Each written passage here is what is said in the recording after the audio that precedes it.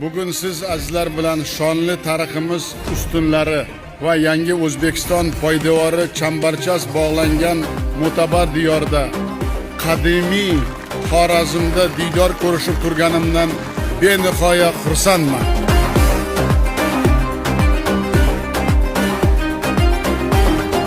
Xorazmga bir marta kelgan odam unga umrbod maftun bo'lib qoladi. Ishonchim komil.